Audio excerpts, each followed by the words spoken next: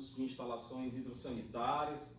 A gente está chegando aí nos dois últimos assuntos, né? Esse agora é instalações prediais de esgoto sanitário, a gente vai ver a parte de esgoto e depois a gente vai ver a parte de combate a incêndio. Essa parte de esgoto, ela é dividida em 5 arquivos, tá? O primeiro deles, que é esse que a gente vai ver hoje, fala ali sempre, como o primeiro arquivo fala de normas, né? Introdução, conceitos, algumas definições, tá certo? Então vamos a ele, vamos diretamente a ele. Então, primeira parte, instalações prediais de esgoto sanitário, IPES, né? Nossa abreviatura aqui no curso é IPES, IPES, tá? Introdução e normas. Primeiro norma, né? Primeira coisa que a gente tem que conhecer o que é a norma. A norma de esgoto, sistemas prediais de esgoto sanitário, seu projeto e sua execução, ou seja, projeto e execução, é a NBR 8160, tá? Então a gente já viu a NBR 5626 para água fria, 7198 para água quente, 10844 para águas pluviais, tá? Vimos algumas normas acessórias ali para materiais de tubulação e tudo, o próprio sistema de água quente também, tá? Mas agora, para esgoto, a NBR que manda, a NBR rainha, é a NBR 8160. Por favor, eu tenho me encontrado com vocês nos encontros virtuais, tenho perguntado quem tem feito o download das normas e só um aluno está respondendo que está fazendo. Olha, isso é muito sério, tá? As normas são o teu principal norteador. Se você não fizer o download das normas, você realmente vai estar comprometendo o seu estudo. Então você tem que dar uma lida nessas normas, tá? Você tem que dar uma lida nessas normas e não nos slides, tá? Os slides são alguns trechos retirados da norma, mas elucidados da norma, mas a norma é bem maior do que os nossos slides, tá? Então, NBR 8160. Então, a primeira coisa que a gente tem que fazer é fazer aqui uma distinção entre os sistemas de esgoto e os sistemas de drenagem, que no Brasil há essa confusão, e eu até mencionei, quando a gente viu drenagem, essa questão de muitas construções mandarem suas águas pluviais para o sistema de esgoto, ou seja, ligarem, conectarem as instalações prediais de águas pluviais com as instalações de esgoto. E isso você não vai fazer. Veja essa explicação aqui, ó. Em termos de sistemas de esgoto, tá? Nós temos essa divisão, essa classificação. Então vamos lá. A primeira coisa é um sistema individual. Professor, o que é um sistema individual? É aquele sistema que a unidade habitacional vai fazer quando naquela rua onde aquela unidade existe não há provimento de esgoto público, de esgoto coletivo. Então não há coletor de esgoto naquela rua, tá? Então você vai ter que, abre aspas, se virar sozinho. Então deixa eu fazer uma pergunta aqui. Como é que as cidades crescem? Vamos tentar entender como é que crescem as construções imobiliárias. Como é que o imobiliário de uma cidade cresce? Então tem um bairro ali, um bairro promissor, mas até agora é um bairro nu, não há construções, né? Há uma região onde tem um terreno muito grande, uma construtora ou uma imobiliária, uma incorporadora compra esse terreno e resolve fazer ali um loteamento, né? Isso aí dá nome a bairros, conjunto isso, conjunto aquilo, loteamento isso, que depois o nome do loteamento vira bairro. Então é assim que as cidades crescem. Esse loteamento, inicialmente, se você for prestar atenção nas propagandas comerciais que você vê na TV de loteamento, vai perceber que o loteamento é tanto mais caro quanto esse loteamento for servido de coleta de esgoto, de abastecimento de água, né? O pessoal fala até assim, água encanada, de luz elétrica, de arruamento, né? Então tem todos esses serviços aí que vão fazer com que o teu loteamento seja um sucesso maior ou menor, ou até um fracasso, tá? Agora eu te pergunto, você vai deixar de comprar um lote onde tudo parece caminhar para que aquele bairro ali seja o bairro do futuro, o lote do futuro, o loteamento do futuro? Você vai deixar de comprar um lote porque o poder público ainda não colocou a rede coletora de esgoto na frente da rua? Você acha que primeiro o poder público passa uma rede de esgoto no meio do nada para depois as pessoas quererem construir ali ou não? Não, não é assim que as coisas funcionam. Então, primeiro os loteamentos vão acontecendo, primeiro você vai comprando o seu lote, vai construindo sua casa, faz a sua solução individual, isso aqui também é chamado de solução individual, tanto para água quanto para esgoto, e depois de algum tempo, quando várias outras casas estão construídas, quando outros loteamentos foram lançados ali, também foram vendidos, aí sim o poder público, a concessionária, ela vai fazer um estudo de viabilidade econômica e técnica e vai resolver passar por ali aquele sistema público de coleta de esgoto. É lógico que nisso tudo aí não é só a viabilidade econômica e técnica. Tem também a pressão que a comunidade faz, tem a questão política também, né? É óbvio que bairros de poder aquisitivo mais elevados conseguem fazer uma pressão maior junto ao poder público para que passe logo ali a execução da coleta pública de esgoto. Então tem essas questões. Agora, voltando ao cerne da questão, se você compra um lote, esse lote não é obrigado a passar na frente, na rua ainda, no sistema público de esgoto. Então você faz uma solução individual. Qual seria? Você constrói uma unidade de tratamento, que é uma fossa séptica, e uma unidade de destinação final desse efluente líquido, desse esgoto, tá? Que é o teu sumidouro. Então, fossa séptica e sumidouro são unidades de, respectivamente, tratamento e destinação final. Embora o sumidouro ainda também dê um tratamento também, mas ele é feito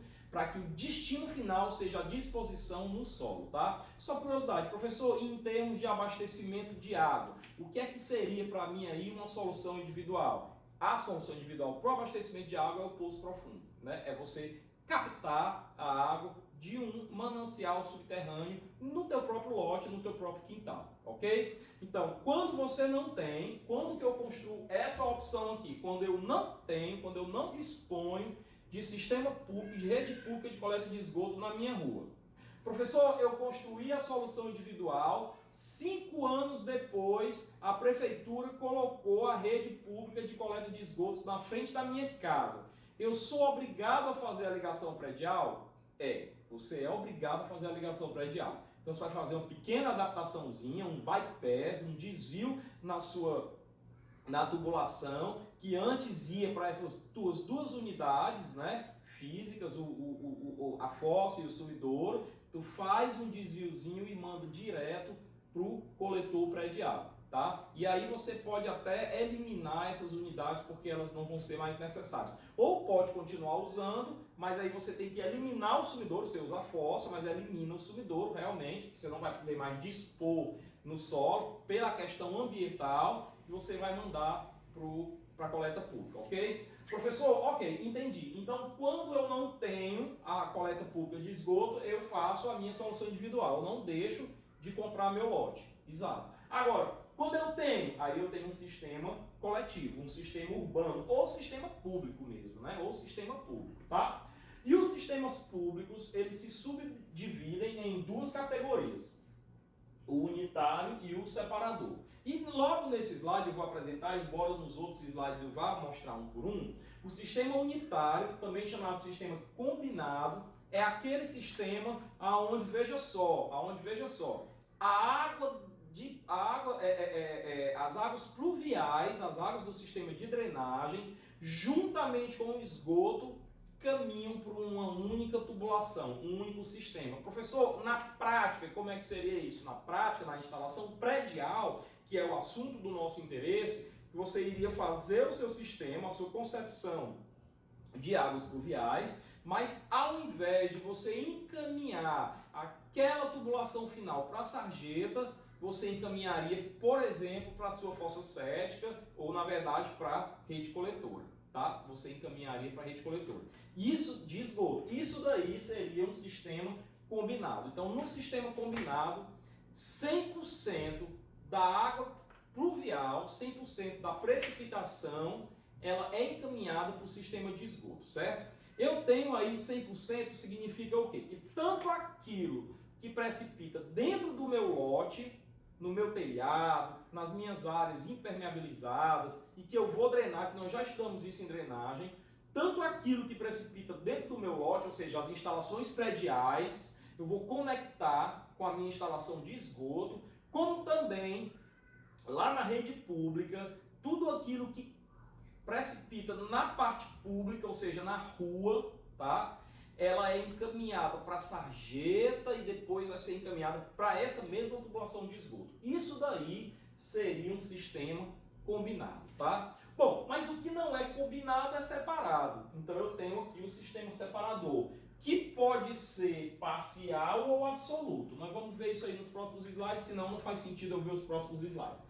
Vamos para frente. Então, só para ilustrar que o sistema individual é aquele que é formado por fossa, né, que é o tanque séptico, e aqui ele coloca fossa séptica ou fossa seca. Nós temos uma disciplina no nosso curso optativa, que é dada por mim, chamada Sistemas de Esgoto e Drenagem. Nessa disciplina, eu ensino vocês não só a parte do dimensionamento das fossas, como também a norma, a NBR 7129, como também a parte do tratamento em si que a fossa séptica dá ao teu esgoto, tá? Mas eu tenho a fossa e tenho o sumidouro, que não está aparecendo aqui como sistemas individuais, como sistema individual, ok? Não é o foco aqui do nosso assunto hoje, aqui é só para dizer que o sistema individual é assim, tá?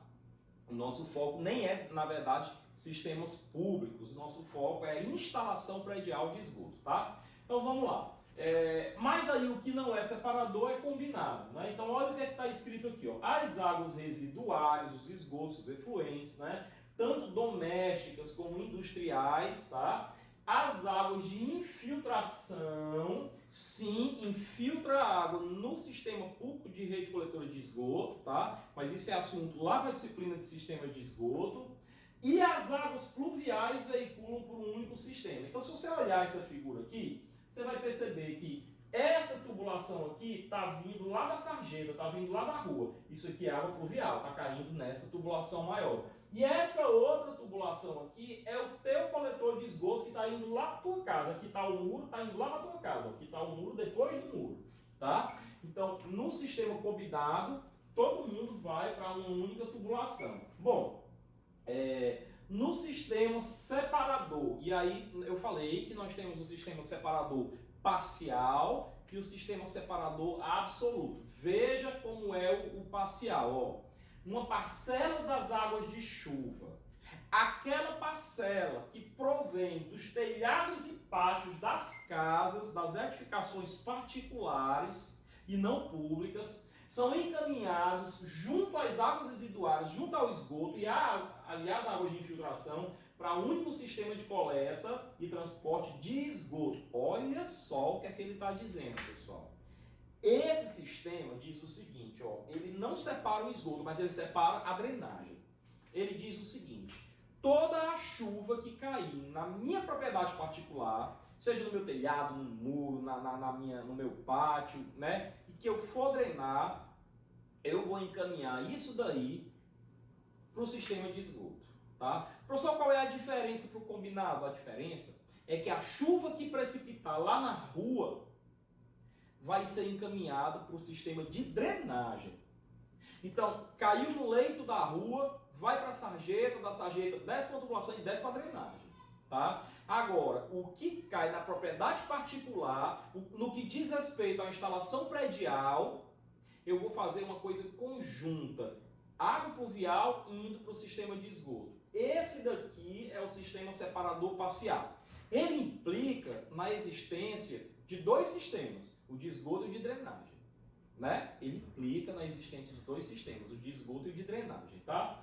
Bom, antes de falar de características, vantagens e desvantagens, eu já...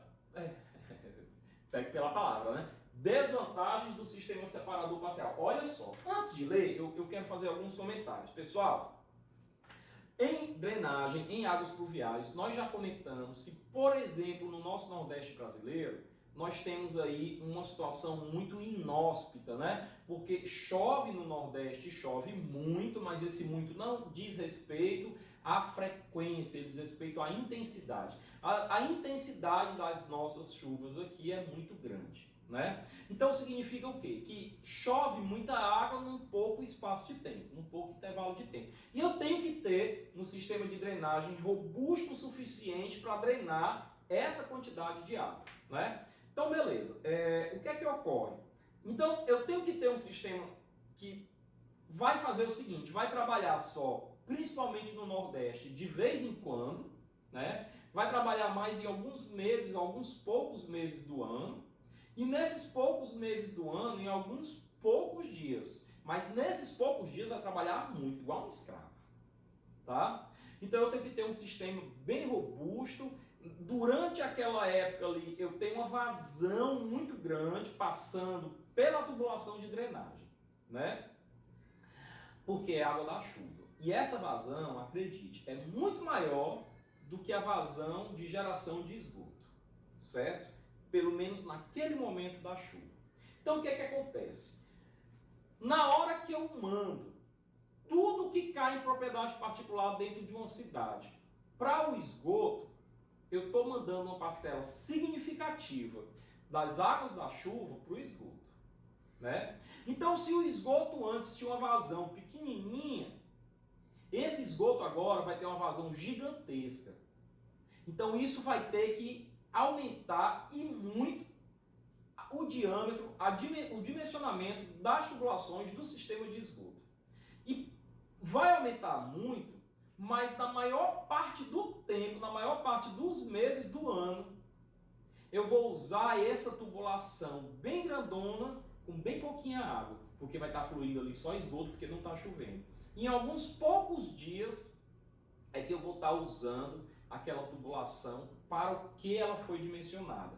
Esgoto mais drenagem, né? Então, a mim, me parece um desperdício essa ideia, tá? Porque você onera muito. Outra coisa, esgoto, ele tem que ser feito. Olha, eu estou gravando essa aula hoje, dia 25, 26, ontem foi aprovado no Senado Federal, tá? E na Câmara dos Deputados, o novo marco regulatório do saneamento, tá? Ele muda tudo, ele teve como relator e principal incentivador o senador cearense Tasso Gereissati, um grande empresário, ele tem ações em cervejarias, na Coca-Cola, e aí o que é que ocorre? Qual é o interesse do senador Tasso Gereissati em criar um novo marco? Qual seria, na opinião de vocês, o modelo desse marco visto os interesses dele? Nada no Congresso Nacional é feito sem interesses particulares. Nada.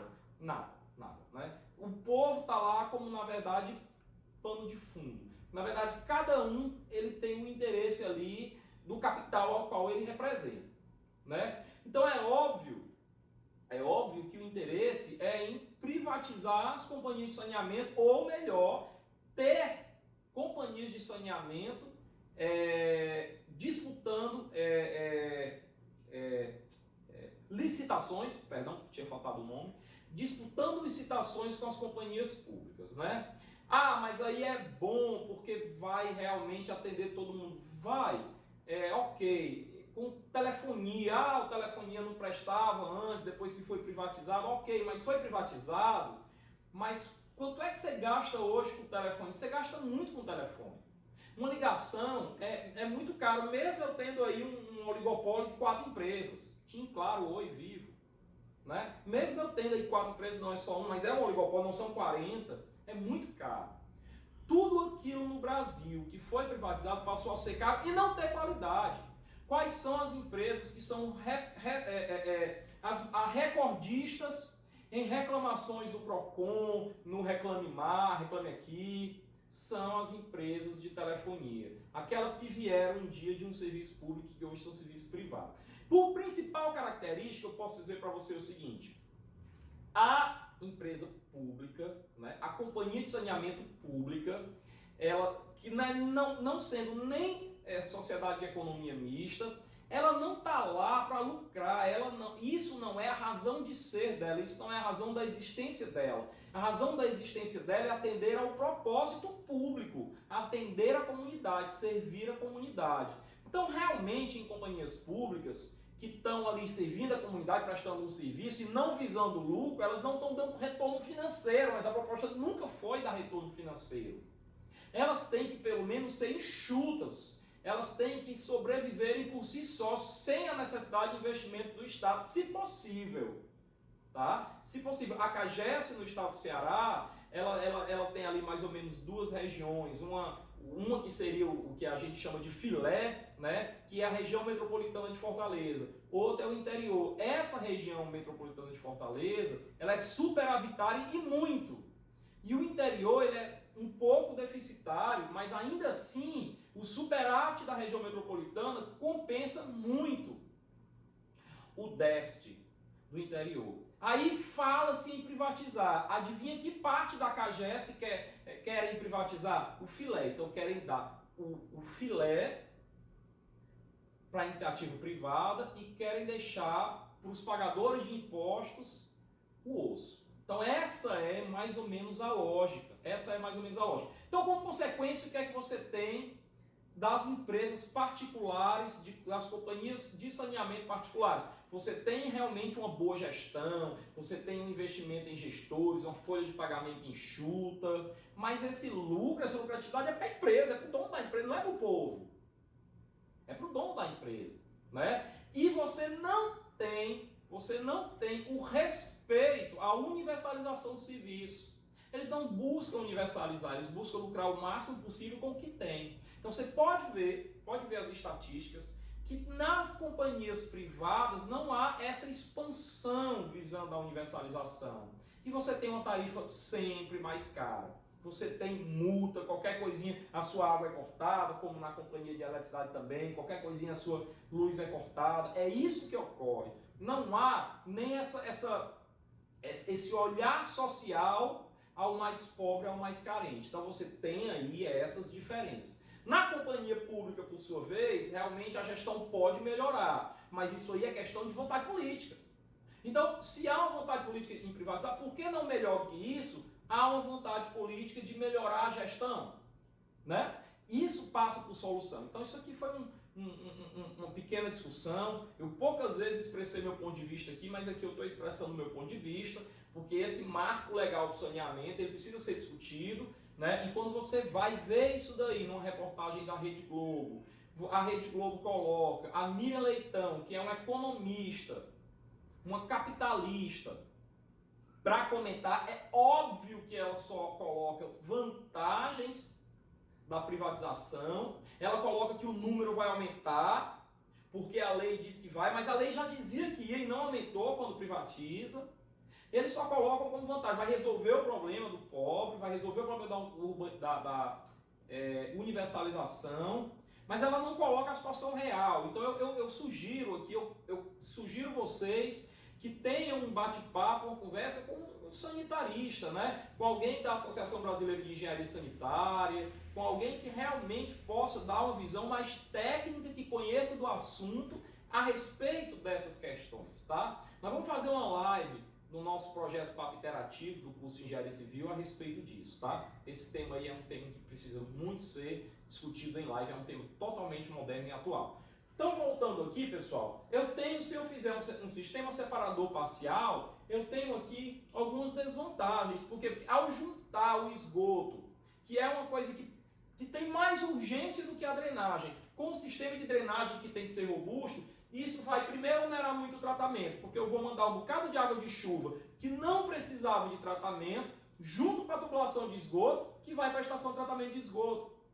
Então, vai gastar mais com produtos químicos na estação de tratamento, vai gastar mais eu vou ter que aumentar o dimensionamento de todas as unidades de tratamento da estação, então onera muito o tratamento. Exige elevados investimentos, por quê? Porque eu passo a ter tubos que eram tubos menores, gigantescamente maiores por causa do grande volume de água de chuva, mas que só vai chover de vez em quando. Então, exige elevados investimentos o sistema separador parcial. E tudo que eu estou falando aqui aumenta o dobro aí para o sistema combinado, hein? As desvantagens são essas, num patamar muito mais elevado. Grande imobilização de capital de uma vez só, ou seja, o investimento, o custo inicial vai ser bem maior.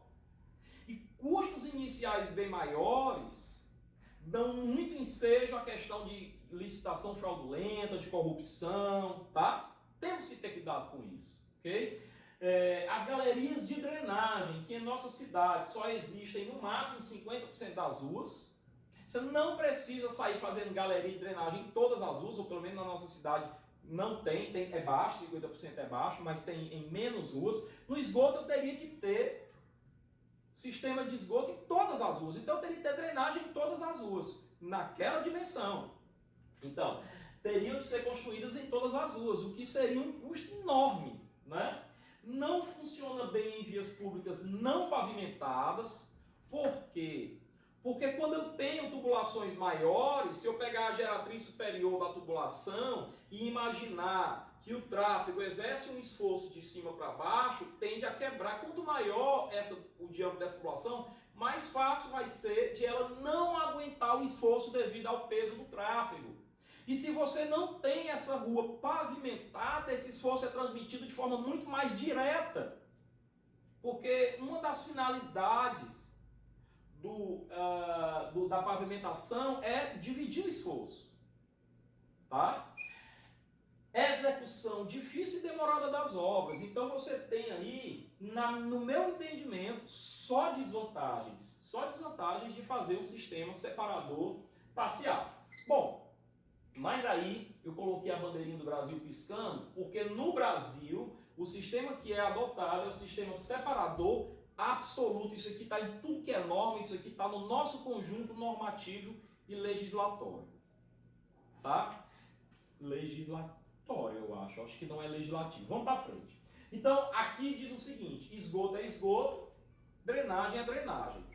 Adriano, onde é que isso implica na minha instalação predial? Porque tu está falando de sistemas públicos. Estou. Mas isso implica na minha instalação predial, porque na minha instalação predial, a minha instalação predial de esgoto sanitário é a instalação predial de esgoto sanitário. E a minha instalação de água pluvial é a instalação predial de água pluvial. Cada um vai ter a sua saída. Nenhum momento elas vão se juntar. Tá? Então o meu esgoto ele vai para o sistema público de coleta de esgoto e a minha drenagem a minha água pluvial vai para o meu sistema público de drenagem urbana.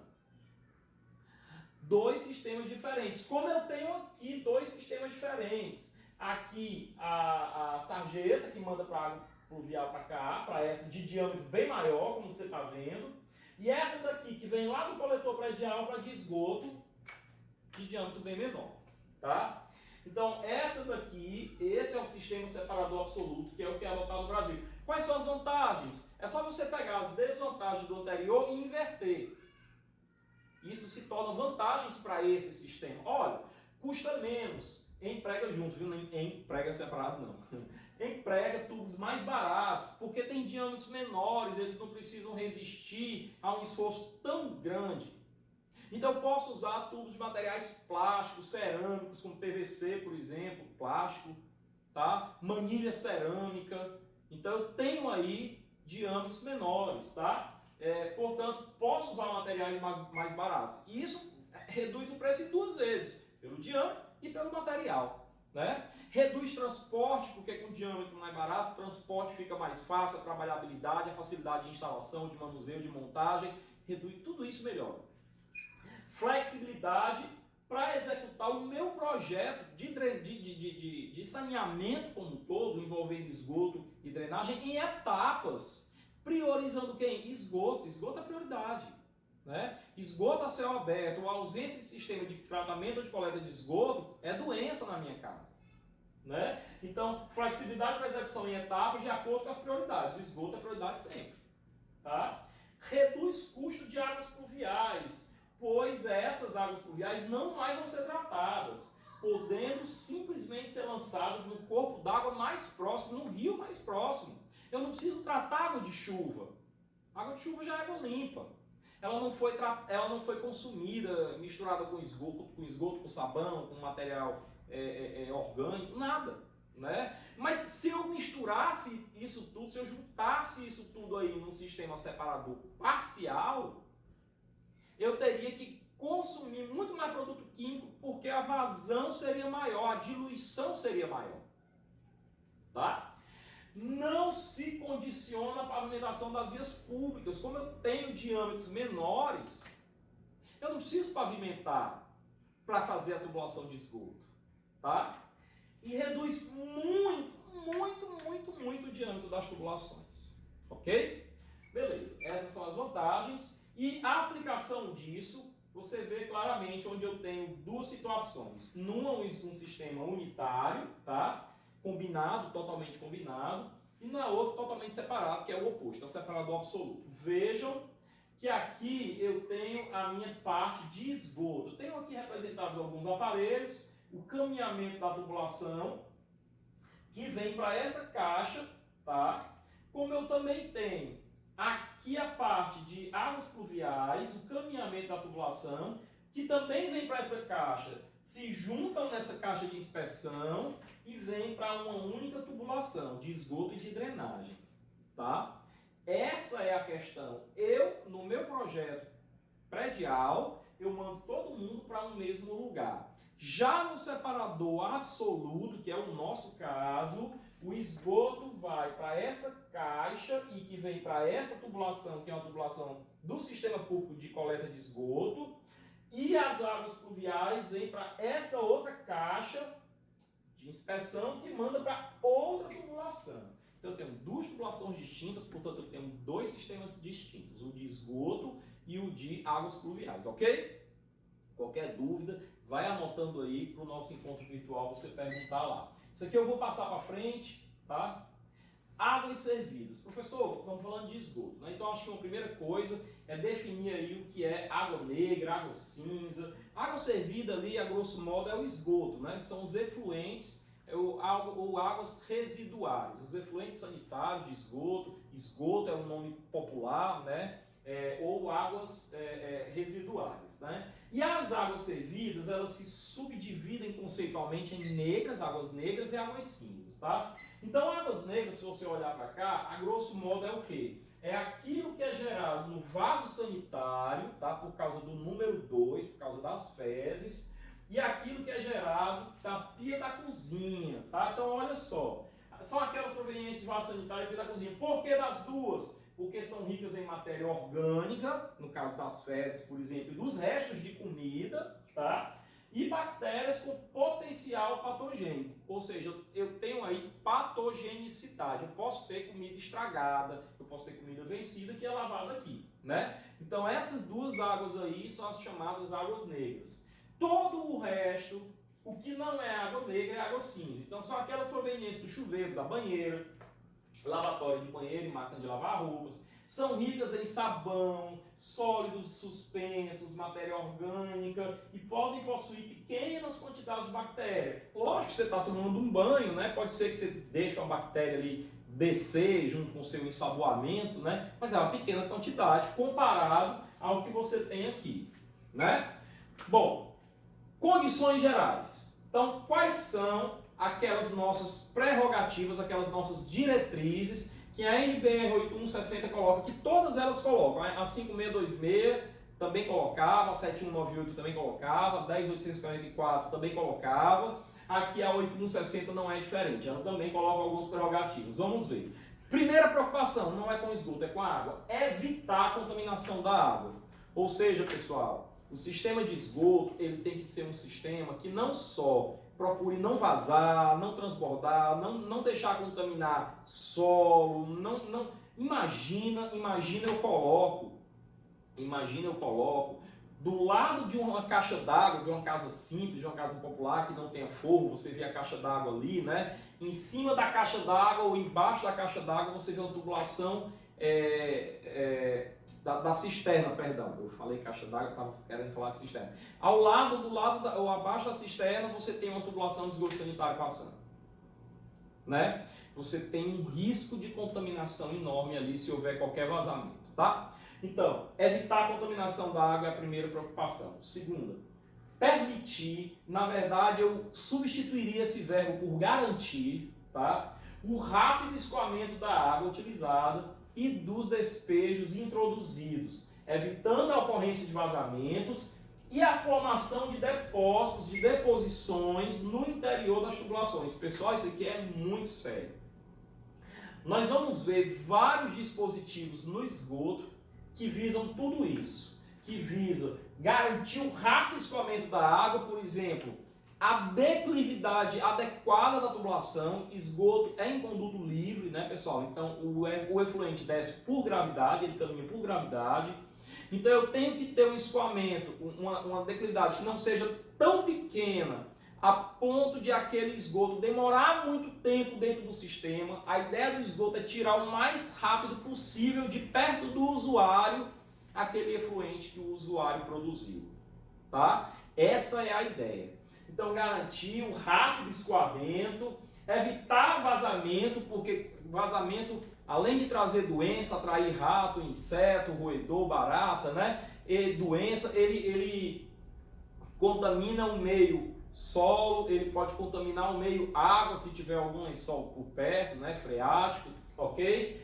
E a formação de depósitos no interior da tubulação, obstruções, porque você vai entupir a tubulação de esgoto e se uma determinada seção transversal fechar, você passa a ter ali a possibilidade de um conduto forçado. E isso no sistema de esgoto é perigosíssimo, porque nós vamos ver daqui a pouco que o esgoto, diferente do que a gente viu até agora, não é só líquido. Ah, professor, mas isso é óbvio, eu já sei, esgoto é líquido e sólido, porque tem as fezes, tem o número 1 e o número 2. Não, esgoto é líquido, é sólido e é gasoso. Gasoso, professor, você já estudou na sua disciplina de saneamento, que dentro de tubulações fechadas, na ausência da luz, você tem um tipo de consumo da matéria orgânica, um tipo de decomposição da matéria orgânica, que é a decomposição anaeróbia, que é aquela feita por micro-organismos anaeróbios. E que esses micro-organismos, diferentes de nós, que temos um consumo da nossa matéria orgânica aeróbio, que libera, a gente respira oxigênio, libera gás carbônico e água e energia nos nossos processos, a decomposição anaeróbia libera outras substâncias que no momento oportuno nós vamos ver. Algumas dessas substâncias, pessoal, são inflamáveis. Outras são tóxicas e quase todas são muito mal cheirosas. Então você tem essa consequência aí. Quem nunca viu há uns 8 anos atrás, ou por aí, no Rio de Janeiro, todo dia você ligava ali o jornal e aparecia matéria de bueiro, tampa de bueiro no meio da rua, pulando, explodindo, bueiro explodindo. Por que isso aconteceu? A explicação foi o que eu falei. O ambiente ficou hermeticamente fechado, ficou pressurizado. Aqueles gases que são inflamáveis, inflamáveis, não tinham como sair. Qualquer fagulhazinha, qualquer possibilidade, explodiu. É uma bomba relógio, tá? Então eu costumo dizer de forma brincando, de forma jocosa, né, que se você for fazer um sistema de esgoto sanitário e em algum trecho você relaxar e sem querer permitir que esse sistema seja conduto forçado, você deixe seu currículo no Estado Islâmico, @Estado Islâmico. Por quê? Porque você vai ser um homem bomba bom, você sabe fazer bomba, né? Então, esgoto sanitário é conduto livre. Então, se eu tenho líquido, sólido e gases, eu tenho que ter um subsistema para escoar os gases. E a gente vai chamar esse subsistema, na instalação predial de esgoto sanitário, de subsistema de ventilação. Anote, esgoto sanitário divide-se em 3 subsistemas. Subsistema de esgoto primário, subsistema de esgoto secundário e subsistema de ventilação, que é aquele que vai ser feito exclusivamente para escoar os gases. Então, tubulação de esgoto não é só tubulação de esgoto. Tem a tubulação de esgoto e tem o subsistema de ventilação, que também faz parte da concepção do teu sistema de tubulação de esgoto, ok? Bom, então, impedir que os gases provenientes, olha só, que oportuno, do interior do sistema predial de esgoto sanitário atinjam áreas de utilização. Pessoal, olha só que legal, eu acabei de falar que esses gases eles são mal cheirosos, tóxicos, dependendo da concentração, e inflamáveis. Você já imaginou Você tá aqui escovando os dentes, numa boa, delícia, cheirinho de pasta, boca refrescante, vai dar um beijo na boca depois. Mas aí na hora que você fecha a torneira, você tá aqui, aí vem aquele cheirinho de nhaca lá da pia. De vez em quando não acontece, né? Vem aquele cheirinho de coisa ruim, né? Lá da pia, pronto. Ali, algum dispositivo que existe justamente para evitar que esse mau cheiro dos gases, ou seja, que os gases cheguem até o usuário, algum daqueles dispositivos falhou. Isso é uma patologia da instalação predial de esgoto sanitário. Tá? Então a gente vai ver daqui a pouco, né, algumas patologias, depois que a gente, lá pela quarta aula, terceira aula, a gente vai ver algumas patologias que ocorrem com esgotamento sanitário. Ok, pessoal? Outra coisa, já imaginou, olha só, a minha casa tem o que? 2, 3, 4 pessoas, eu tenho ali, sei lá, 6 metros de tubulação, não dá nem muito tempo dessa matéria orgânica se decompor, enquanto ela caminha esses 8 metros e começar a vir mau cheiro, não dá tempo, né? Agora o mau cheiro, então, ele vem de onde? Ora, a rede pública que passa na frente da sua casa, antes de chegar na sua casa, quantos quilômetros ela já caminhou? Qual volume de efluente ela já não recebeu? Há quanto tempo, desde lá de o comecinho da tubulação da rede, aquele efluente ele vem caminhando e vem se decompondo, e vem se decompondo, e vem se decompondo, e vem se decompondo. E à medida que ele vai se decompondo, ele vai mudando de cor, vai adquirindo cor mais escura, porque os ciclos vão acontecendo, o ciclo do nitrogênio, o ciclo do carbono, o ciclo do oxigênio, todos eles vão acontecendo, e os subprodutos vão se transformando, vão se reduzindo a outros mais estáveis, mais envelhecidos. É quando você tem um esgoto com cheiro de ovo podre. O ciclo do enxofre. E aí, na hora que esse esgoto já está nessa condição, ele passa em frente à tua casa. Mas ele não é para entrar no teu coletor predial. Por quê? Ele não é para entrar, porque tem que ter dispositivos que impeçam que esses gases entrem no teu coletor predial, né? Mas você concorda que se algum desses dispositivos falhar, o cheiro, ou seja, os gases lá da rede pública vão entrar na tua casa? Pronto. É por isso que no Brasil a gente subdivide a tubulação de esgoto em esgoto primário e secundário. A gente vai definir isso aí daqui a pouco, tá? Uma parte dessa daí, que é o primário, é a parte da tua tubulação, do teu sistema predial, até onde esses gases conseguem entrar. Mas a partir dali tem um dispositivo que quebra, que divide eles, ó, daqui para frente você não passa. E a partir dali, a partir daquele dispositivo, você passa a não ter mais o cheiro, porque os gases não conseguem passar ali. A partir daí é quando você tem um subsistema de esgoto secundário, que é até onde vai chegar no teu aparelho sanitário. Ocorre que em algumas vezes esses dispositivos falham, e isso pode acontecer sim, mesmo nada estando quebrado, isso pode acontecer por algumas razões, nós vamos estudar depois quais razões, tá? Legal isso, não é? Legal que eu digo conhecer isso, não é legal sentir esse cheiro, tá? Bem, impossibilitar o acesso de corpos estranhos ao interior do sistema. Por quê? Porque eu tenho que garantir que não tenha obstrução. Então, quando ele fala isso aqui, pessoal, ele não só fala de impossibilitar, mas na possibilidade de entrar um corpo estranho, um roedor, ou algum objeto mesmo, que eu possa desobstruir. Então, eu vou ter mais algumas outras condições aí que falam em desobstruir. Olha só.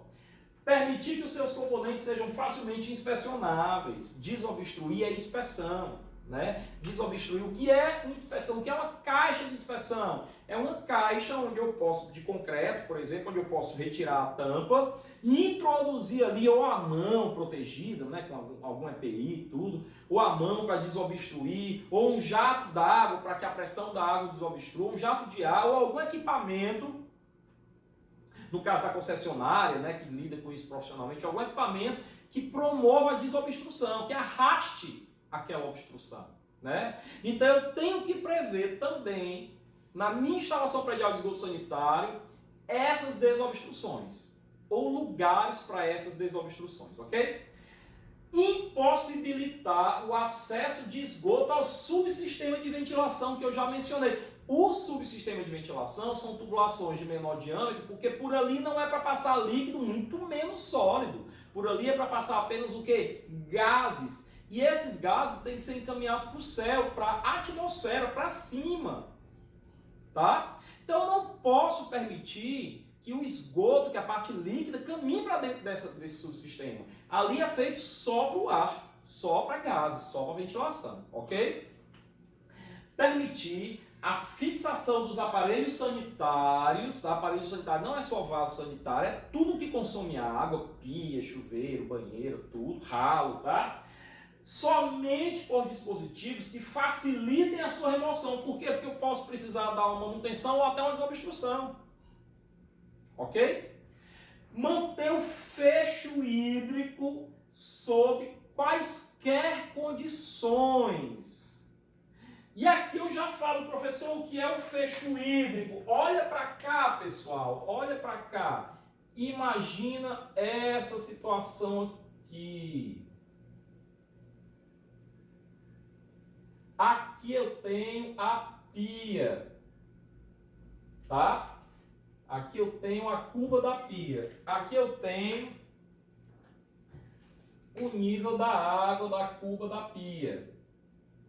Ok? Aí essa água vai descer, né? Eu fecho a torneira e vai ter um momento que essa água vai fazer o seguinte, ela vai ficar dentro desse nível aqui, né?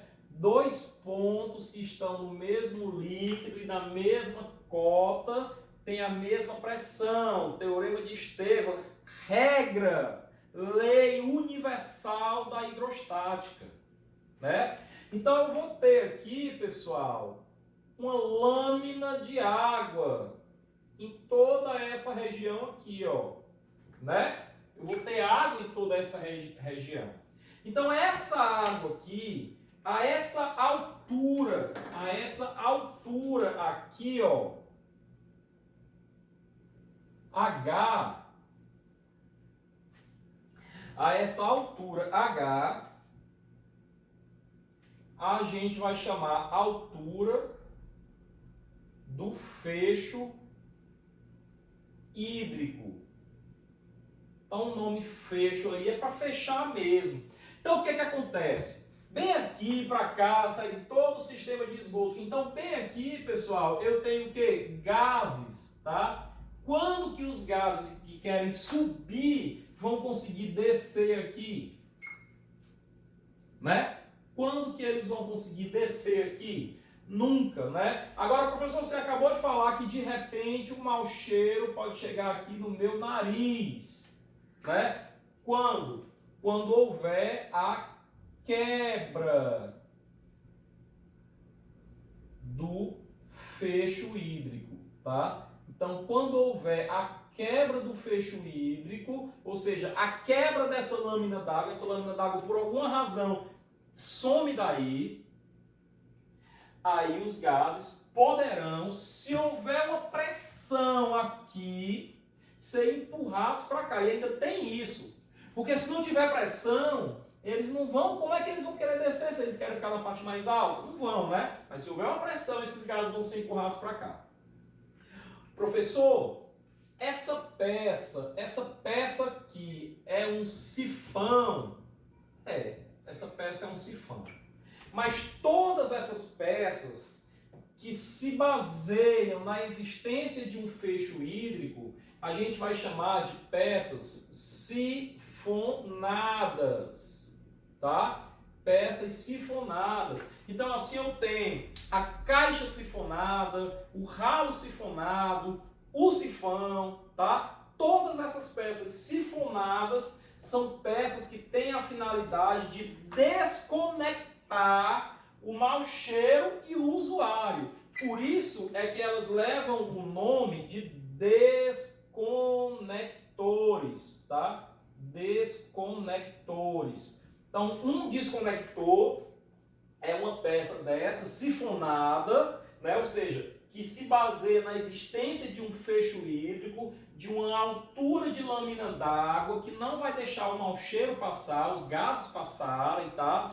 E que esse desconector, pessoal, é o que separa de um lado o subsistema de esgoto primário e do outro lado o subsistema de esgoto secundário. Olha, eu já estou antecipando muita coisa dos próximos slides, tá?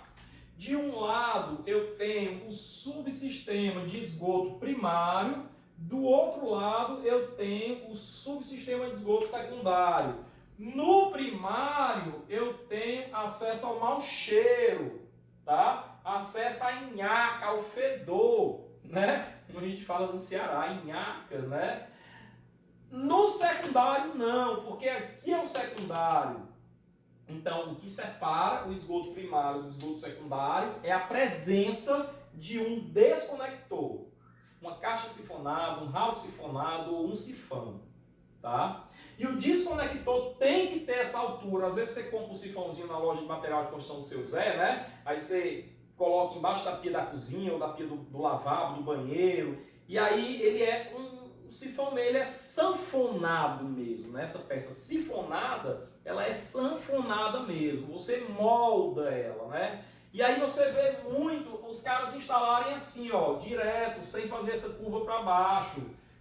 Tá funcionando, pessoal? Não, você jogou dinheiro fora. Você tem que esticar ela com uma barriga para baixo. Se não tivesse barriga para baixo, não tá funcionando, tá? Vamos para frente. Então, manter o fecho hídrico foi explicado, aproveitei e falei de fecho hídrico, de esgoto primário, de esgoto secundário, de desconectores, que são os sifões, as caixas sifonadas, os ralos sifonados. Só essa expressão fecho hídrico trouxe todo esse brainstorm, trouxe toda essa tempestade de ideias para a gente aqui, tá? Bom, então passando para frente, algumas considerações importantes. Olha, pessoal, aqui infelizmente eu tenho muito texto, eu vou adaptar esses slides no futuro para que eu tenha bem menos textos, mas como eu estou trazendo muita coisa da norma, eu preciso trazer o texto para me lembrar do que parte da norma eu coloquei aqui, tá? Então vamos explicar um por um aquilo que não foi importante, eu passo batido, ok? Então vamos lá. Havendo rede de esgotos pública da municipalidade, é pública, no local onde existe um prédio ou onde vai ser construído um prédio, o coletor predial do mesmo tem que ser obrigatoriamente ligado ao coletor predial da rede, né? Então foi aquilo que eu falei no começo. Eu comprei uma casa, um loteamento, não tinha ninguém morando perto de mim, num raio de não sei quantos metros, quilômetros aí. 5, 10 anos depois, a municipalidade resolveu passar a rede pública de esgoto.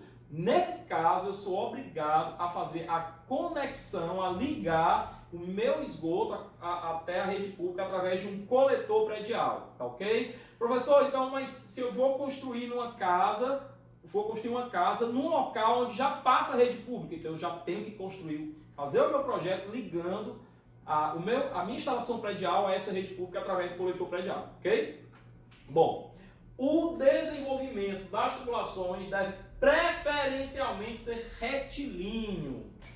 Olha, pessoal, retilíneo aqui é evitar ao máximo as mudanças de direção. Por quê? Porque essas esquinas, essas conexões são pontos muito possíveis de haver deposição de material, consequentemente obstrução, tá?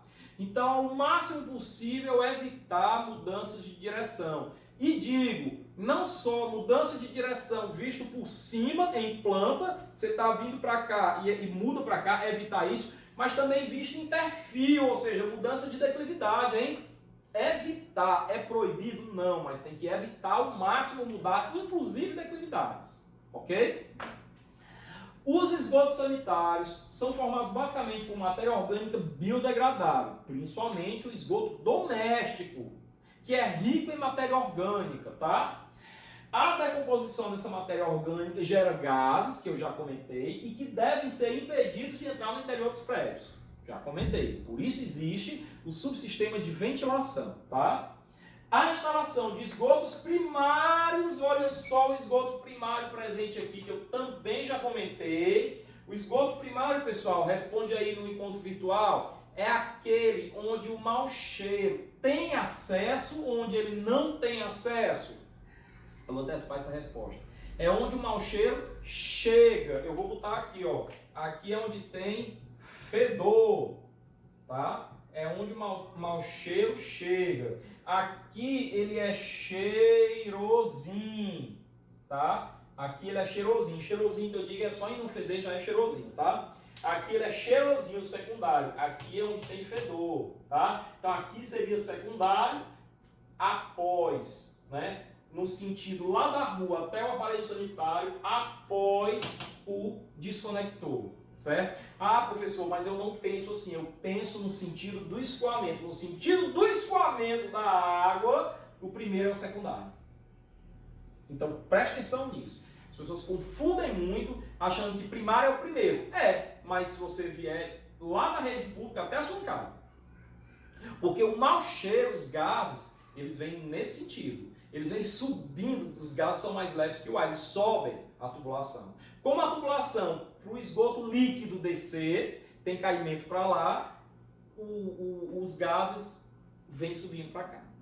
Né? Então existe aí essa questão. Então lá é o esgoto primário. Até eu colocar um desconector. A partir da hora que eu coloco o desconector, a partir dele é esgoto secundário. Ok? Então eu digo aqui, ó, a instalação de esgotos primários compreende, isso aqui é a própria definição que está na norma, ó, o conjunto de tubulações e dispositivos onde tem acesso os gases provenientes do coletor público, onde tem acesso à nhaca.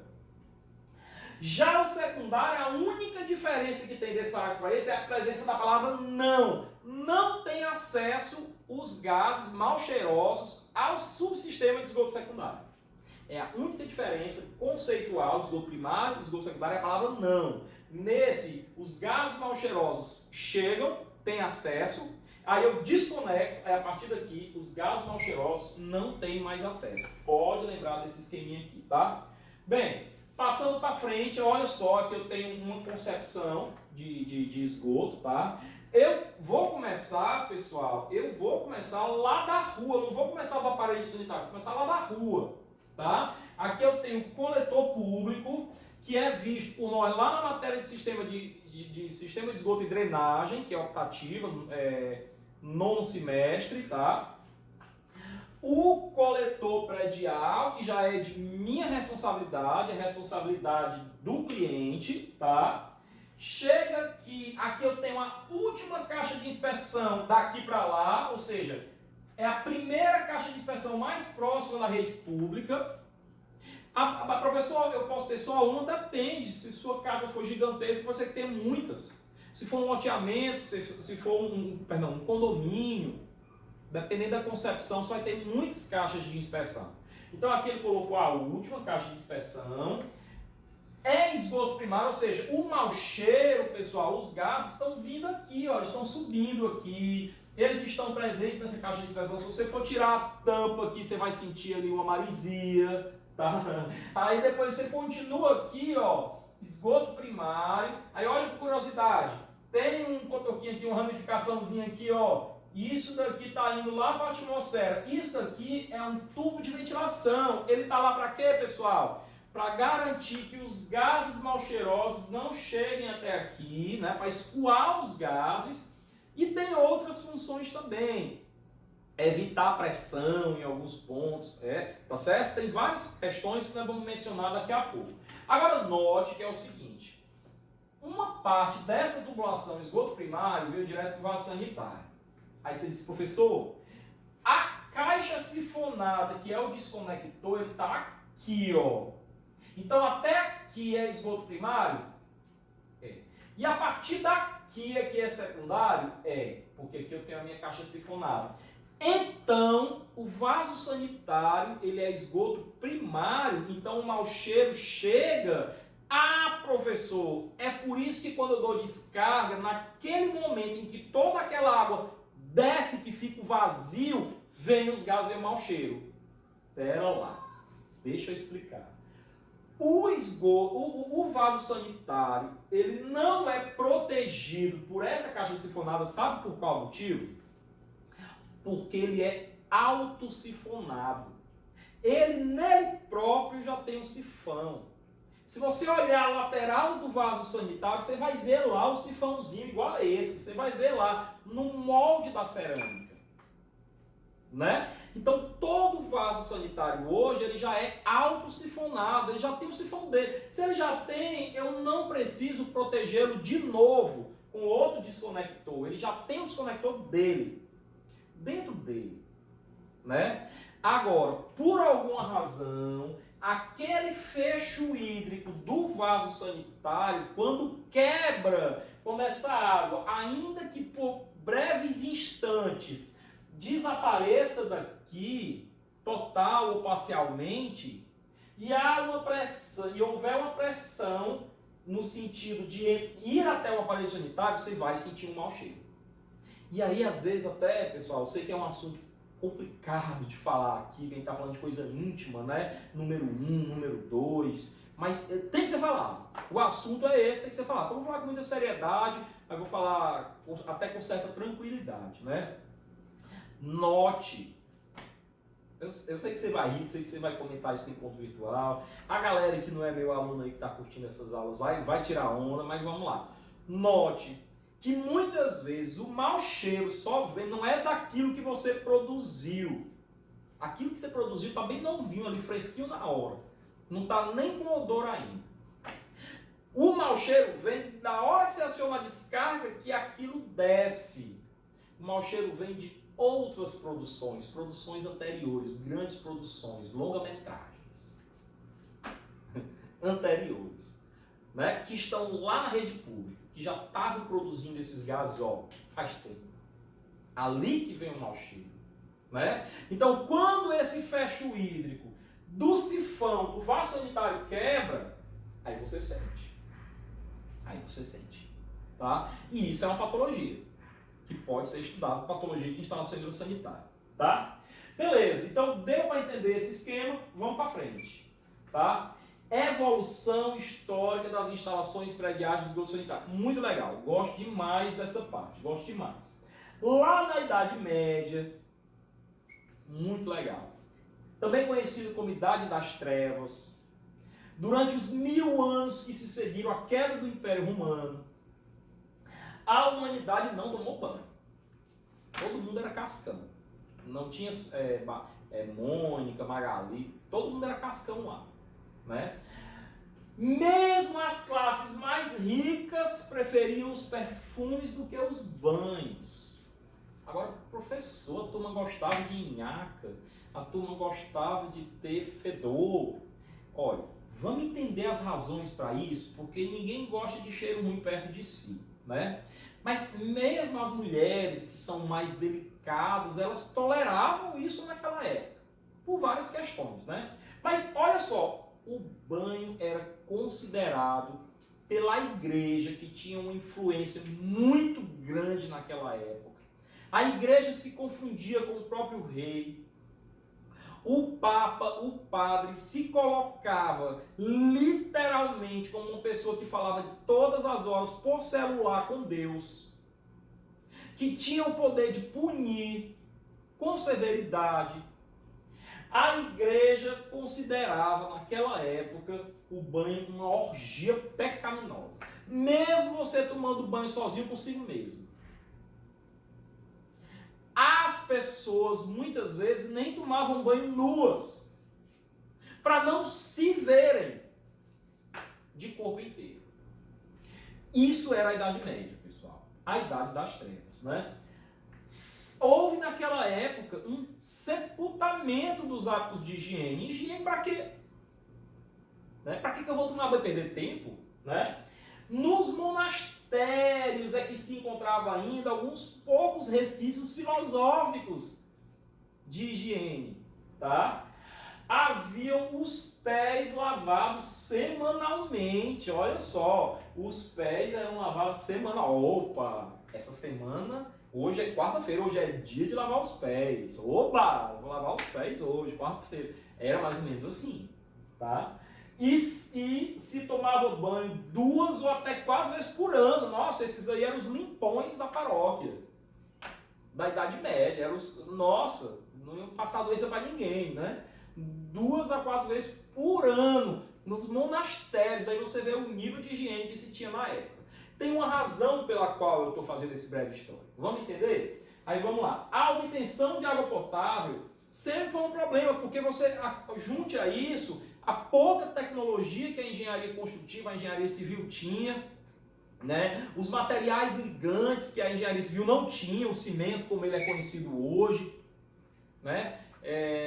Não tinha. Então, antes, você estudou no seu ensino médio e no seu ensino fundamental, todos os livros de história diziam que as grandes civilizações foram nascendo e ocorrendo ao longo das margens de rio. Por quê? Porque você não tinha sistemas de abastecimento de água, adutoras, elevatórias, como se tem hoje. Hoje você pode construir no deserto.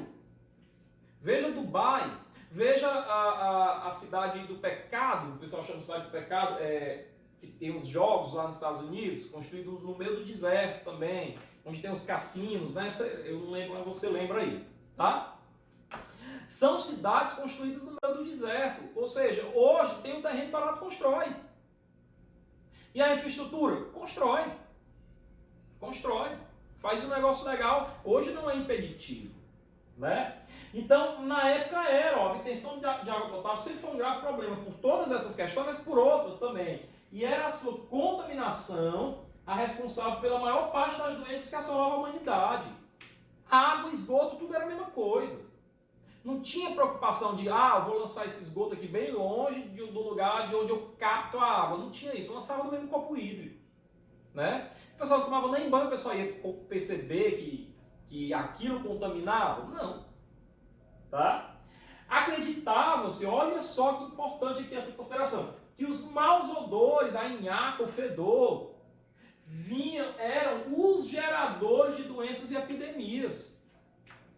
E não as bactérias, os vírus, não. Que eram os maus odores, que era o mau cheiro. Mas mesmo assim deixava, tolerava. Tolerava, não tomava banho para tirar o mau cheiro, né? Somente no final do século XVIII, já chegando em 1800, final do século XVIII, século XVIII é 1700, até, já chegando em 1800, que é o século XIX. Somente no final do século XVIII verificou-se que os únicos inconvenientes dos gases eram o mau odor e a redução do oxigênio. O que a falta de higiene acarretava, efetivamente, era a condição de proliferação de micróbios e contaminação da água. Tá? E aí, tinha uma soluçãozinha, eu acho que uma graça. Solução ao vai água, né? As casas de banho. Você estava aqui, sentadinho, lendo o seu jornal. De repente, você escutava ali pertinho de você um blu. Eu sei que você está rindo. Eu sei que você está rindo. Você escutava um blu à sua esquerda. Daqui a pouco, você escutava à sua direita um blu, blu. Era coletivo. A coisa era coletiva. E acompanhado desse blu, você sentia ali a aguinha passando. Do jeito que você está vendo aqui. Olha como era a higiene nessa época, tá? As latrinas, né? No século XIX, aqui começa o que nos interessa, houve um intenso processo de urbanização. E no século XX veio a Revolução Industrial e tudo.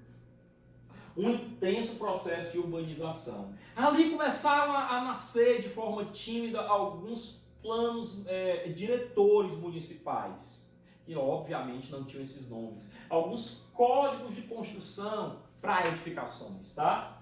O vaso sanitário surge ali, mas olha só, a fim de reduzir os odores do ambiente e facilitar a posterior remoção de dejetos, evitando que esses dejetos aderissem às paredes que antes do vaso sanitário era no chão, na construção. Tinha banheiro, tá? Tinha um lugar íntimo para fazer, mas não tinha, né? O recipiente era parcialmente cheio de água, deixava ali um tantinho de água, né? Mas tinha que tirar depois manualmente, tá? não tinha no começo um sifão.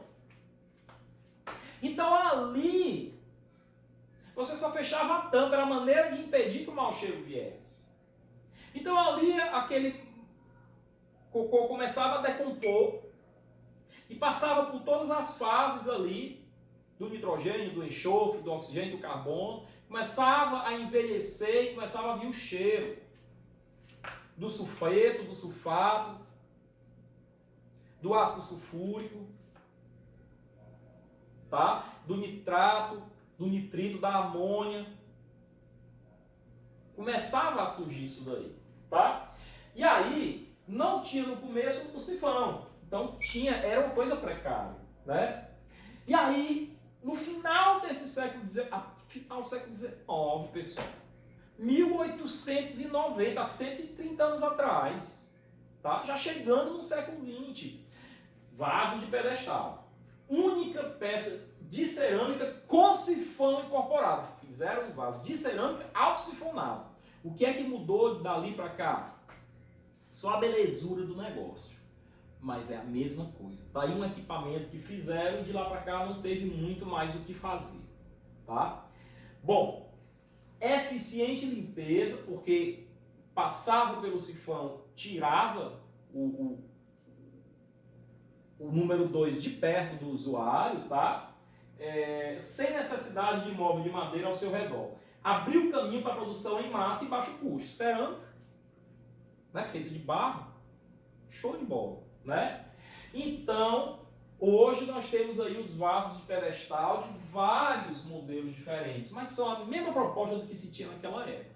Coloquei alguns aí bem bonitos, né? Aí vamos tirar onda, né? Eu coloquei aqui algumas coisas bem legais, né? O cara que é o workaholic, né? O workaholic é aquele cara que é viciado em trabalho, trabalha, não pode parar nem para fazer a necessidade dele. Então tem ali, como essa foto é antiga, tem ali um telefone, um fax, uma impressora, tudo isso, né? Aqui nunca se sabe, né? Você está no meio da rua aqui, mas de repente pode precisar, você já, para não parar o trabalho também, né? Já vai caminhando, já vai fazendo, né? Aqui é um prédio, olha que engenharia bacana, né? A sede da Assembleia da Associação Mundial dos Toaletes. Pô, mas bem que poderia ser uma pia de lavabo, né? Não precisava ser um vaso sanitário, né? Mas enfim, o prédio em si, apesar da parte engraçada, ele ficou muito bacana, né? E aí outros modelos, né? Modelos lúdicos com peixinhos, né? Aqui o cara tem que estar olhando aqui para trás para ver aqui o peixinho atrás dele. Essa é a questão, podia pelo menos ser na frente, né? Isso aqui é um modelo que em vários países existiram, aqui no Brasil existiu, eu cheguei a ver esse tipo de vaso sanitário, literalmente a pessoa se acocorava, de cócoras, tá? Para fazer o seu número 2 aqui, tá certo? Ele era no chão mesmo. Aqui o do Papa, né? O do Papa, lógico que isso aqui é mais antigo, né? É uma coisa bem religiosa, o vaso sanitário bem religioso, né? Aqui pra galera, pros raleiros de plantão, galera que gosta de moto, de Harley Davidson, né? Tudo começa com velocípede higiênico, depois um velocípede higiênico com caixa de descarga, depois uma Harley com caixa de descarga automática. Olha aí, show de bola, né? E aí vai evoluindo. Mas, voltando para o que interessa, na atualidade, olha só, mesmo utilizando os sifões, os vasos sanitários já eram autossifonados, eles não eram ventilados. Opa, professor, não entendi a expressão ventilado. A gente usa coloquialmente a expressão ventilado para todo aquele sistema de esgoto que possui subsistema de ventilação. Esse é o sistema ventilado, tá? Então, o subsistema de ventilação, ele está lá para quê, pessoal? Para algumas funções. Eliminar os gases e o mais rápido possível, tá? Evitar que determinados trechos das tubulações do esgoto sanitário fiquem sob pressão. Por quê? Porque uma das coisas que provoca esse dano é, ainda que pontualmente no espaço ou no tempo, eu tenho uma região pressurizada aqui, ainda que rapidamente, num pequeno espaço ou num curto intervalo de tempo, tá? E isso pode provocar quebra do fecho hídrico. Então, mesmo eu tendo sifão, os fechos hídricos eram quebrados frequentemente. A coisa veio, então tinha o mau cheiro invadia o espaço. A coisa veio começar a melhorar quando garantiu-se que esses fechos hídricos, ou pelo menos melhorou-se, minimizou-se que esses fechos hídricos continuassem sendo quebrados com tanta frequência. E isso veio com o advento da inserção do subsistema de ventilação. Ok? E aí, pessoal, mesmo utilizando sifões, esses sifões não eram ventilados por desconhecimento da engenharia da época, por desconhecimento dos fenômenos de sifonagem. Sifonagem, a grosso modo, é a quebra do fecho hídrico, pessoal. Ó, sifonagem, a grosso modo, é a quebra do fecho hídrico. Tá? Então, ó, sifonagem é a quebra do fecho hídrico. Eles desconheciam que o fecho hídrico quebrava. E por quê? E aí, vamos para frente. E aí, o que é que os caras fizeram? Antes, se projetava assim, ó, uma bacia sanitária, um tanque, um banheiro, um lavabo, uma pia, em vários locais aí, né? Manda lá para baixo aí depois, mais uma banheira aqui, sei lá, manda lá para baixo. Aqui, pessoal, vai ter um nome essa tubulação, não sei se eu já falo agora, vai ter um momento de dar esses nomes. Eu vou logo dar os nomes para vocês irem se acostumando. A tubulação final, que se conecta ao aparelho sanitário, é um ramal de descarga, que equivale ali, a grosso modo, na instalação predial de água fria, ao nosso subramal, né? Aqui é ramal de descarga, tá? Então aqui eu tenho o ramal de descarga da bacia sanitária, que é o que se liga, a última tubulação que se liga somente a esse aparelho. Então ramal de descarga do tanque, assim por diante. E essa tubulação que desce também vai ter um nome. Tá? Mas eu acho que eu vou fazer o seguinte, eu acho que já está ali, ó, tubo de queda 1. É porque eu tô com receio de passar informação demais e vocês começarem a confundir. Mas vamos lá, tubo de queda 1, que é a tubulação vertical, queda, né, por onde o esgoto desce, nos sucessivos pavimentos, ok? Então tenho aqui um tubo de queda 1. Acontece o seguinte... Lembra de águas pluviais, quando a gente fez aquela verificação dos condutores verticais? A gente aplicou aquela TO, a taxa de ocupação, que era para garantir que o condutor vertical não ficasse em conduto forçado? Pois é. Esse cara aqui é a mesma coisa, e aqui o risco de condução forçada é maior ainda, porque além de líquido eu tenho sólido descendo aí, né? Por isso que as tubulações de esgoto têm que ter diâmetro maior ainda, para que mesmo descendo sólido, eu tenha filetes de água, né? E eu tenha vazios. Por quê? Porque se numa secção transversal, não vou mais desenhar porque vocês já sabem isso, numa secção transversal qualquer daqui, se essa secção estiver totalmente preenchida por um volume de controle, por um volume de líquido, ela vai pressurizar como um êmbolo faz numa seringa, pressurizar a camada de ar que tem abaixo dela. E essa camada de ar vai sair empurrando todo mundo de volta para os aparelhos sanitários. E aí vai pegar essa camada de água aqui, ó, e vai empurrar para cá. Sabe o que é que você vai ter? Sabe o que é que você vai ver aqui? Água borbulhando e um bocado de mau cheiro chegando. Por causa do mau diâmetro daqui, mas principalmente por causa da inexistência de um subsistema de ventilação. Então, ainda que todo mundo aqui fosse sifonado, ainda que todo mundo aqui tivesse fecho hídrico, a pressão causada pode empurrar o ar até cada aparelho sanitário e quebrar rapidamente, por um breve instante de tempo, esse fecho hídrico. Tá certo? Então essa é a questão. Consequência, banheiros permanentemente invadidos por maus odores. Aí os caras, não, agora então já sei. Vamos pegar o vaso sanitário, que é o mais crítico, e vamos separar, colocar uma coluna, um tubo de queda só para ele, porque ele realmente é o aparelho sanitário mais vilão, ele é o maior vilão aqui, ele é o que requer mais cuidado, ele é uma coisa fora parte. E vamos colocar todos os outros para outra coluna, outro tubo de queda. O banheiro continua com mau odor. Por quê? Porque, meu amigo, você continua tendo a possibilidade do cara ter comido uma feijoada gigantesca aqui, fazer uma obra assim, não tem a chuva do milênio, o cocô do milênio. Você entendeu, né? E isso obstruir e gerar pressão e empurrar todo mundo de volta.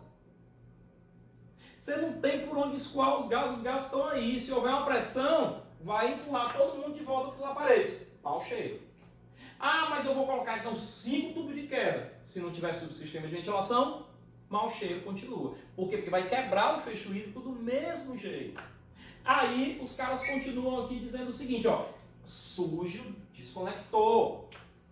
Então esse breve histórico é importante para a gente compreender a evolução. O desconector que eu já ensinei para vocês o que é, as caixas sifonadas, os aros sifonados, os sifões, dispositivo provido de fecho hídrico destinado a vedar a passagem dos gases no sentido oposto ao deslocamento de esgoto, vocês já sabem disso. Eu falei sujo, dando interesse, surgiu agora? Não, ele já surgiu. Lá no começo, nos vasos sanitários, aros sifonados, no final do século XIX. Porém, aqui eu estou colocando surgiu aqui nesse contexto que eu estou colocando, tá certo? Exemplo, sifões, caixas sifonadas, caixas retentoras, aros sifonados, todos os aparelhos sanitários, todos devem ser protegidos por desconectores. Todos. Não pode haver nenhum aparelho sanitário que não esteja protegido por um desconector. Professor, tem que ter um desconector para cada? A gente vai ver isso exaustivamente, mas a resposta é não. Para a maioria dos aparelhos sanitários, de um ambiente sanitário, de um banheiro, por exemplo, eu posso fazer um único desconector, com uma caixa sifonada ou um ralo sifonado para todos eles, com exceção do vaso sanitário. Ok? Bom, o desconector pode atender, está aqui, ó, um aparelho ou um conjunto de aparelhos da mesma unidade autônoma, do mesmo ambiente sanitário. Banheiro ou a pia ou a cozinha, por exemplo. Tá? Aqui, alguns modelos diferentes do fecho hídrico, onde ele tem a altura do fecho hídrico, 5 ou 10 centímetros. Tá? Então você tem fecho hídrico tipo S, o que a gente desenhou foi esse, que foi o tipo P, o tipo garrafa, o tipo caixa sifonada, vai depender do equipamento que você está. Geralmente, embaixo de pia de cozinha, você tem esse ou esse, né? Tem alguns outros lugares que você usa esse aqui, tipo garrafa, tá? Passei rápido que a gente já conhece. Mas o sifão, olha só, quais são os fenômenos que quebram essa camada de água, que quebram o fecho hídrico? São dois: evaporação e sifonagem. E eles se confundem. Então vamos evitar essa confundição, né? Essa confusão. Agora, vamos evitar. O que é a evaporação? A evaporação, pessoal, é a quebra desse fecho hídrico pelo aumento de temperatura, né? Até acima do ponto de ebulição. Concordam? Então, periodicidade de uso dos aparelhos. Pessoal, se eu estou com uma casa toda fechada, portas, janelas fechadas, aquele fecho hídrico que está sem ser usado há muito tempo, ali é quente ali, e com o tempo vai evaporar. Vai evaporar, esse nível vai descer dos dois lados, vai descer, até que vai chegar uma hora que o mau cheiro está permanentemente passando. Se essa for a patologia, como é que eu resolvo? Abre a torneira e fecha aqui, repõe o fecho hídrico. Simples assim. Né? Por isso que às vezes você vai chegar numa casa que está para alugar ou vender há muito tempo, você sente um mau cheiro vindo dos aparelhos sanitários por causa disso daqui. Da velocidade de evaporação da água do sifão. Às vezes não é nem que você está há muito tempo sem utilizar, mas é porque o lugar é muito quente. Então, se o lugar for muito quente, o fecho hídrico também vai se quebrar pela evaporação.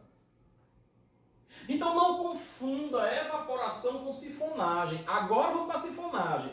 Sifonagem, conjuntos de fenômenos determinantes da redução total ou parcial da coluna d'água no sifão, da quebra dessa coluna, da quebra do fecho hídrico parcial ou totalmente. E aí eu tenho dois tipos de sifonagem. A autossifonagem e a sifonagem induzida por outro. Então veja a minha linguagem corporal. A autossifonagem e a sifonagem induzida por outra. Sifonagem induzida. Também chamado de sifonagem ou sifonamento por compressão. Vamos entender rapidamente. Autossifonagem. Desconectores afetados pela variação de pressão provocada pela descarga dos aparelhos a ponto de perderem toda a sua água. Ocorre quando o ramal de descarga é muito comprido e de seção transversal, diâmetro muito pequeno, chegando a encher completamente a canalização horizontal antes de atingir o tubo de queda, que é a pressão. Pessoal, eu vou desenhar aqui, ó. Eu vou desenhar aqui, certo? Eu não vou nem apagar essa parte de cima. Olha para cá. Eu vou pegar essa pia, colocar essa pia aqui.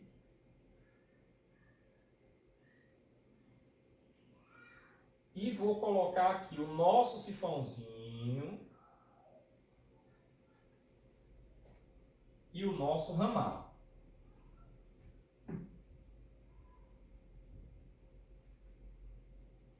Então, isso daqui é o nosso ramal de descarga, o nosso ramal. O fecho hídrico, ele tem que permanecer aqui nessa alturazinha, né? Ele tem que permanecer aqui nessa altura. Ocorre que na hora que eu estou consumindo água, tudo isso aqui está cheio, ó.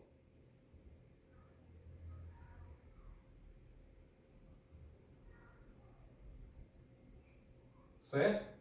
Vejam que de propósito eu desenhei um ramal grande de comprimento e pequeno de diâmetro. Eu vou fazer aqui uma analogia. Você já se deparou com situação em que faltou gasolina no carro, no meio da estrada, longe de qualquer posto de gasolina? E alguém, alguma alma boa, parou para te ajudar, doando um pouco da gasolina que tinha no tanque dele. Mas para isso ele precisou de uma mangueira. E aí ele foi lá, enfiou a mangueira dentro do tanque dele, sugou com a boca, ou seja, gerou na mangueira uma pressão negativa.